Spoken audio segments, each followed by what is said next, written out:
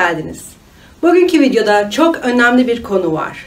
Sürekli diyet yapıyorum, neredeyse aç dolaşıyorum, spora gidiyorum ama bir türlü kilo veremiyorum mu diyorsunuz. Gün içinde sürekli tartılıyor, tatlı yediğinde suçluluk duyuyor, çok kilo aldım diyerek paniğe mi kapılıyorsunuz? Kendini zayıf insanlarla kıyaslıyor, göbeğini, kalçanı örterek mi dolaşıyorsun?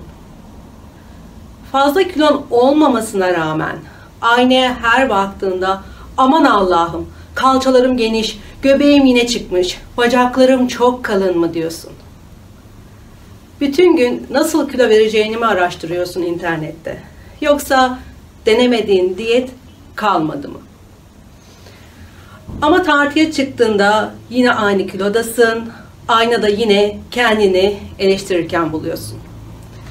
Çünkü kilo takıntısı daha çok kilo almamıza sebep olur. Zihnimize verdiğimiz sürekli kilo alıyorum komutu kendini gerçekleştirir. Beden ve zihin kıtlık bilincine girer. Kilolara sıkı sıkı sarılır ve stok yapar. Böyle olunca yemesek bile kilo veremeyiz. Kilo takıntısı ile yaptığımız yanlışlar sonucu neden kilo aldığımızdan bahsedeceğim şimdi bugün burada sizlere. Bunlardan ilki aç kalarak günü geçirmeye çabalamak. Aç kaldığımızda vücut ve zihin biraz önce bahsettiğim gibi kıtlık bilincine girer ve kiloyu vermenizi engeller. Bu nedenle acıkınca yemeli, doyunca bırakmalısınız. Tabii ki burada miktar çok önemli. Yavaş yavaş çiğneyerek ve midenizde biraz boşluk bırakarak sofradan kalkmalısınız. Atıştırmalıklardan kaçınmak ise ikinci yaptığımız yanlışlardan. Geçenlerde bir danışanım diyor ki neredeyse 3 yıldır ağzıma pilav ve makarna koymadım. Kendimizi mahrum ettiğimiz her türlü yiyecek bir gün mutlaka intikamını alır. Vücudu şaşırtmak, diyet mantığından çıkartmak, yağların stoklanmasını engeller.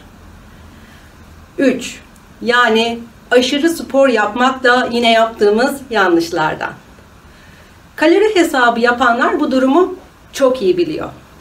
Sürekli aldıkları kaloriyi hesapladıklarından yakacakları kaloriyi de spor salonlarında saatlerce yaptıkları sporla karşılarlar. Bu bir kısır döngüdür. Çünkü vücudun matematiği bu şekilde işlemez. Çok kalori harcadığınızda enerjiniz düşer ve daha çok yeme arzusu duyarsınız. Beden yine çok yağ yakıyorum diyerek kendini korumaya alır. Peki o zaman ne yapacağız? Buradaki en önemli sorun kilonun benim için neden bu kadar önemli olmasıdır. Bedenimle olan savaşım nedir? Sürekli kendimle çatışma içinde olmak nelerle yüzleşmemi engelliyor? İşte tam bu konulara bakmalıyız. Hayatını istediği gibi kontrol edemeyen, hayatta kendini değersiz, yalnız, sevgisiz hissedenler bütün öfkesini bedeninden çıkarabiliyor. Hayatımı kontrol edemiyorsam bedenimi kontrol ederim diyorsun. Böylece yediğini kendine zehir eden, aynanın karşısında kendini aşağılayan, sosyalleşmekten korkan, kendini sevmeyen ve beğenmeyen kişiler oluyoruz. Özdeğerimizi iyice kaybediyoruz. Gerçek sorunlarımızla yüzleşmek yerine kilomuzun arkasına sığınmak ve her şeyin nedenini ona yüklemek kolayımıza geliyor. Gelin bugünden itibaren bu takıntıyı artık bırakalım.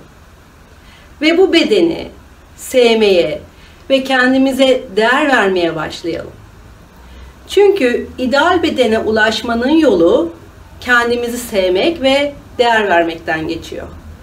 Bunun farkında olarak yaşamak hayattan keyif almamızı ve bu takıntılardan kurtulmamızı sağlayacaktır. İşte kişiye özel olarak hazırlanan ideal kilo terapisi, kilo takıntısından kurtulma ve kendini sevme becerilerini bilinçaltı teknikleriyle destekleyerek ideal kilonuza kalıcı olarak ulaşmanızı sağlar. Sağlıklı, kalıcı ve ekolojik bir yöntem olan ideal kilo terapisi bu bilimsel gerçeklerin üzerine inşa edilmiştir. Hepinize sağlıklı, güzel günler diliyorum. Şimdilik hoşça kalın.